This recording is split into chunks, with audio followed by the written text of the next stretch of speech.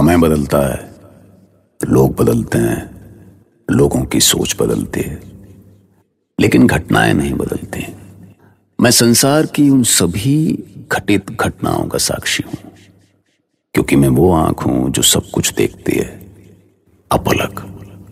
मैं आकाश हूं। आज मैं महाभारत की वो कथा सुना रहा हूं जो एक सवाल बनकर आज भी हमारे सामने खड़ा है। और वो सवाल है एक स्त्री। वो महाभारत की हो, किसी मेट्रो सिटी की हो, किसी गांव की हो, ये वही औरत है जो दांव पर लगा दी जाती है बार बार, जैसा युधिष्ठिर ने किया द्रौपदी के साथ। जिस समय द्रौपदी दांव पर लगाई गई, उस समय वो मासिक धर्म से थी, इसीलिए एकांतवास में एक वस्त्र धारण किए थे, इसीलिए सभा में मौजूद नहीं थी। सोचिए, अगर वो सभा में पहले से मौजूद होती तो क्या वो सब हो पाता जो हुआ? महारानी, महारानी वो पुनः आ रहे हैं। महारानी, आने दो उसे।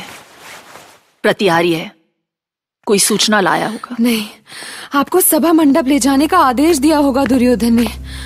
क्षमा करें महारानी, मैं बहुत धर्म संकट में हूँ। राज परंपरा ऐसी नहीं रही, पर मैं सेवक हूँ। मैं आपको सभा मंडप में कैसे ले जा सकता हूँ? मैं ये दुस्साहस कैसे कर सकता हूँ महारानी? तुम्हें क्या आदेश मिला है? मुझे आदेश मिला है कि मैं आपको सभा में ले आऊं। कुमार दुर्योधन ने आदेश दिया है। उनके भ्राता दुशासन भी उनके साथ है। क्यों बुलाया है मुझे? कैसे बताऊं महारानी, लेकिन महाराज युधिष्ठिर ने पहले अपनी सारी संपत्ति दांव पर लगाई, फिर अपने भाइयों को, फिर स्वयं को, और उसके बाद आपको भी महारानी। बस, तुम इसी समय सभा मंडप में जाओ और धर्मराज से पूछो कि उन्होंने किस अधिकार से मुझे दांव पर लगाया। जब वो स्वयं कौरवों के दास बन चुके थे तो उन्हें ये अधिकार दिया किसने कि वो मुझे दांव पर लगाए? मैं आता हूं महारानी। मुझे बहुत डर लग रहा है महारानी। मैंने दुर्योधन और उसके भाइयों की उद्दंडता देखी है। वो ऐसे निरंकुश हो गए हैं कि दोष सांप का नहीं, दोष उसका होता है जो उसे अपने बदन पर चढ़ने देता है। दुर्योधन को किसने निरंकुश बनाया? यदि ज्येष्ठ पांडव अपना सर्वस्व दांव पर नहीं लगाते तो क्या दुर्योधन का साहस होता कि वो मुझे सभा मंडप में बुलाए? बस और प्रतीक्षा नहीं होती मामा।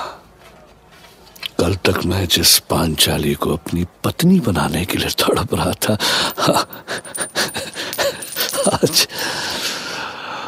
आज वो मेरी दासी है मामा, दासी है मेरी। आज वो तुम्हारी दासी है, लेकिन अपने इस उत्साह पर मिट्टी डालो। लोमड़ी सा सोचो, बाघ सा नोचो। वो सब कुछ होगा जिसके लिए तुम अब तक तड़प रहे थे। बस थोड़ी सी प्रतीक्षा करो। वही तो नहीं होता मामा, प्रतीक्षा ही तो नहीं होती। ये पांचाली आ क्यों नहीं रही है? क्या उसे लगता है कि उसके करुणामयी आंसू देखकर हमें उस पर दया आ जाएगी? मामा, महाराज की जय हो। हाँ? तुम अकेले क्यों आए? पांचाली कहाँ है? क्षमा करें महाराज, लेकिन उन्हें महाराज युधिष्ठिर से मत कहो उन्हें महाराज। वो महाराज नहीं है प्रतिहारी, हमारा दास है। महान कुरुवंशी दुर्योधन का दास है वो। क्षमा करें महाराज, लेकिन वो पहले युधिष्ठिर से प्रश्न करना चाहती है। कहो प्रतिहारी।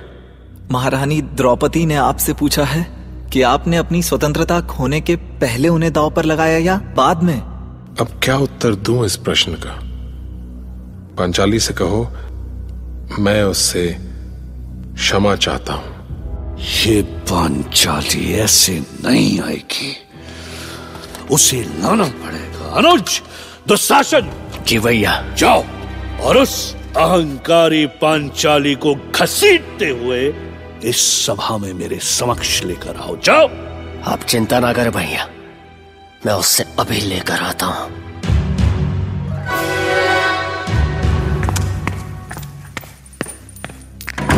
चल द्रौपदी, भ्राता दुर्योधन ने तुझे बुलाया है, चल।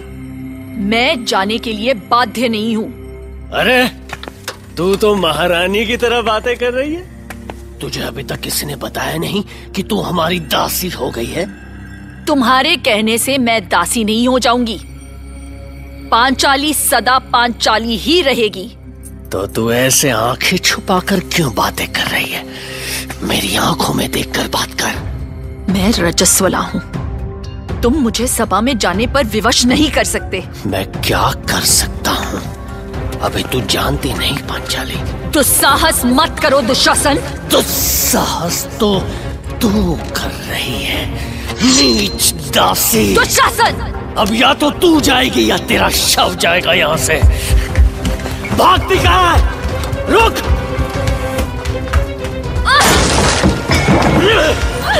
तेरे बाल पकड़कर घसीटते हुए ले जाऊंगा तुझे।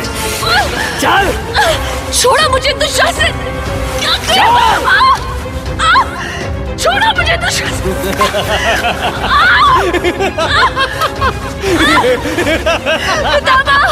दासी की आवाज कौन सुनेगा इस सभा में? हा? हमने तुझे द्यूत में जीता है पांचाली। तेरी ये सुंदर काया और आत्मा सब कुछ जीता है हमने। रक्षा करें, रक्षा करें पितामह। कहाँ है तात विदुर? देखिए महाराज। कोई नहीं आएगा, सब जानते हैं कि तू दासी है। दासी? कौन आएगा दासी की सहायता करने? याद है उस दिन इंद्रप्रस्थ में तू कैसे हंस रही थी हम पर? लेकिन आज तेरे रोने की बारी है। चाहे जितना भी रो ले, गिड़गिड़ा ले, कोई नहीं आएगा तेरी सहायता करने। रो! रक्षा करें! रो! पितामह! हे ईश्वर, ये इतने कुपात्र होंगे, इसकी मैंने कल्पना भी नहीं की थी। और आपका मौन इनका समर्थन कर रहा है कुरुराज। क्या आपकी संवेदना इतनी मर गई है, या अपने पुत्रों के लिए आपने अपनी आत्मा को कुचल दिया है? ये आप क्या कह रहे हैं आचार्य?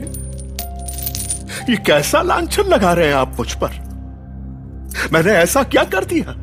इतना सब हो जाने के बाद भी आप कह रहे हैं कि आपने किया क्या? आपके पुत्रों ने अनीति और दुराचार की सारी सीमाएं पार कर दी और आपके मुख से एक शब्द तक नहीं निकला। रजस्वला पांचाली को आपके कुपुत्र खींचते हुए सभा में ले आए और आप मौन हैं। मैं जानना चाहता हूं महाराज कि ये जो कुछ भी हो रहा है उसके सूत्रधार आप ही तो नहीं हैं? नहीं आचार्य द्रोण, नहीं। आपने ये बहुत बड़ा आरोप लगा दिया मुझ पर। मैं तो जन्मांध हूं, पर आप तो देख सकते हैं। क्या मेरी विवशता नहीं दिखाई देती आपको?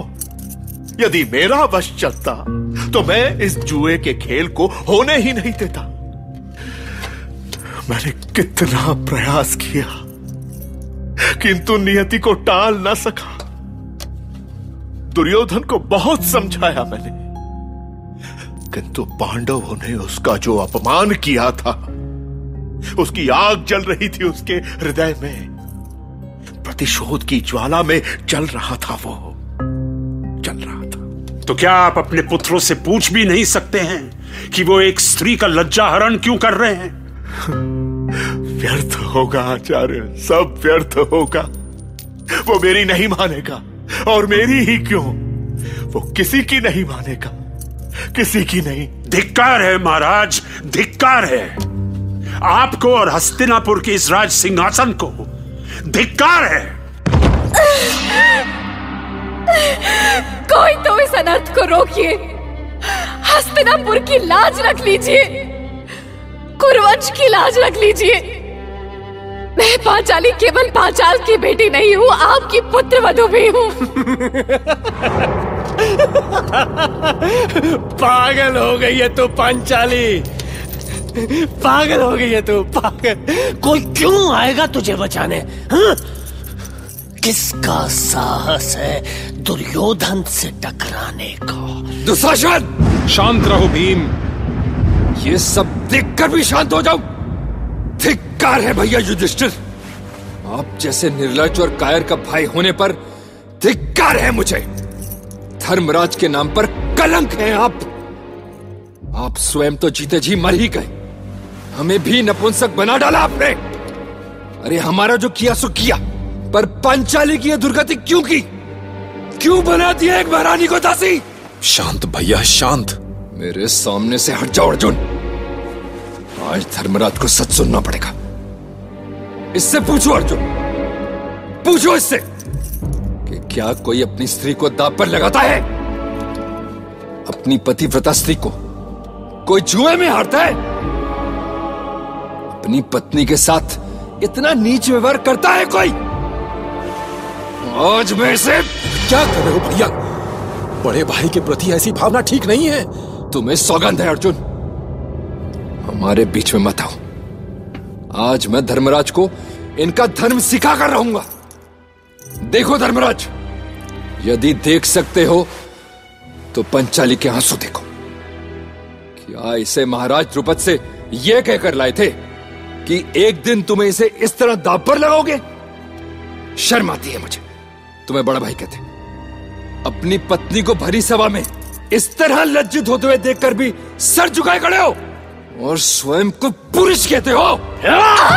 दुशासन! अरे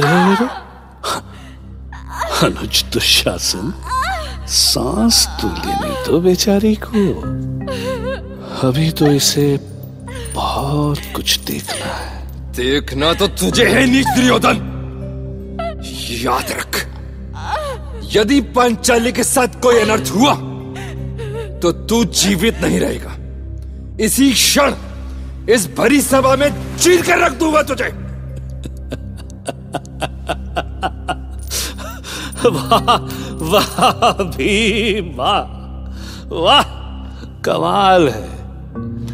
रस्सी जल गई पर ऐंठन नहीं गई अभी। तुम बार बार ये क्यों भूल जाते हो भीम कि तुम हमारे दास हो? दास। देखो, अब तुम पांचों भाइयों और तुम्हारी पत्नी के साथ वही होगा जो एक दास के साथ होना चाहिए। भाई यही तो नियम है। दुर्योधन! नहीं भैया भीम, नकुल रोको इन्हें। छोड़ो मुझे अर्जुन। शांत हो जाइए भैया भीम, क्या कर रहे हैं आप? भैया भीम रुकिए। सहदेव छोड़ो मुझे, नकुल हट जाओ। ये सब देखकर भीम की आंखों में खून उतर आया था। लाल लाल आंखें, पर क्या करता, असहाय। अपने पतियों को ऐसा असहाय और लाचार देखकर पंचाली पितामह भीष्म की तरफ बढ़ी। उसकी आंखों में घृणा और आक्रोश देखकर पितामह भी कांप गए, क्योंकि वो जानते थे कि द्रौपदी की ये घृणा पूरे कुरुवंश का विनाश कर सकती है। सुनते रहिए महाभारत।